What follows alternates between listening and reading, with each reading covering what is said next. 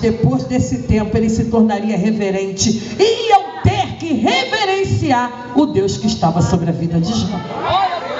É assim na minha e na tua vida. Por um tempo não dão nada pela nossa vida, mas chega um momento que tem que reverenciar quem é Deus na nossa vida.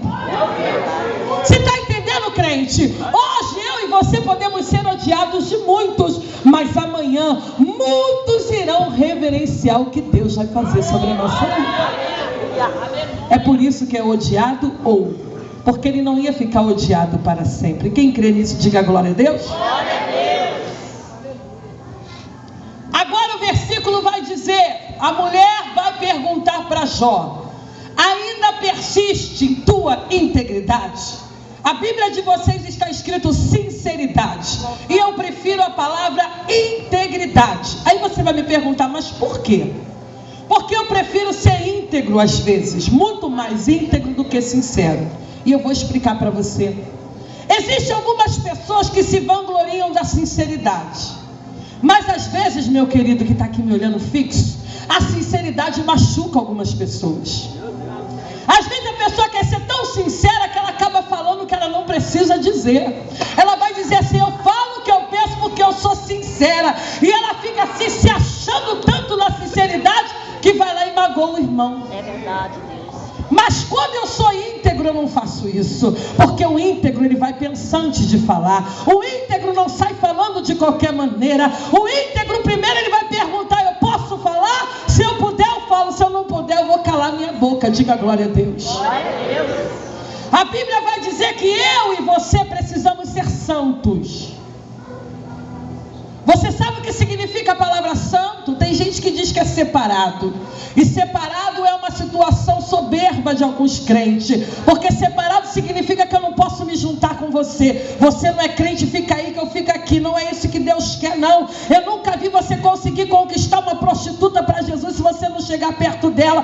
Como que você vai alcançar aquele que está bêbado, aquele que está na maconha, aquele que está viciado, se você não se aproximar dele? Então crente não é separado, não. Santo significa íntegro. Íntegro significa um só com Deus. Você está entendendo o que é ser íntegro? Jesus entrava na casa dos maledicentes. Jesus entrava na casa daqueles que não estavam fazendo a vontade de Deus, mas ele era íntegro, ele entrava lá e saía Deus. Porque quem é íntegro faz a diferença. Ele não é contaminado pelo mundo, muito pelo contrário, é Ele que incentiva, é Ele que faz a diferença, é Ele que ganha o outro. Você entra lá no meio da Cracolândia e você não sai cracudo, muito pelo contrário, você tira o cracudo de lá e coloca na presença do Senhor. Isso é ser íntegro. O crente precisa ser íntegro, precisa ser um só com Deus. E foi isso que a mulher de Jó perguntou para ele: ainda persiste na sua integridade? Ainda vai continuar sendo íntegro com tudo que está te acontecendo? Ainda vai continuar sendo íntegro com essa calúnia que levantaram contra a sua vida? Ainda vai continuar sendo íntegro com esse levante contra a sua vida, com esses que estão tentando parar o teu ministério? Vai continuar sendo íntegro com essa perseguição, com essa palavra maledicente? É o que a mulher de Jó estava perguntando para ele. Mas para eu chegar nisso, você precisa entender o que estava acontecendo nessa história.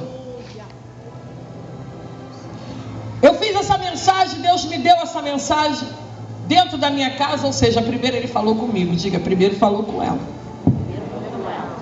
Primeiro ele falou comigo, para depois eu falar contigo. E eu dei 4 tempos para a vida de Jó.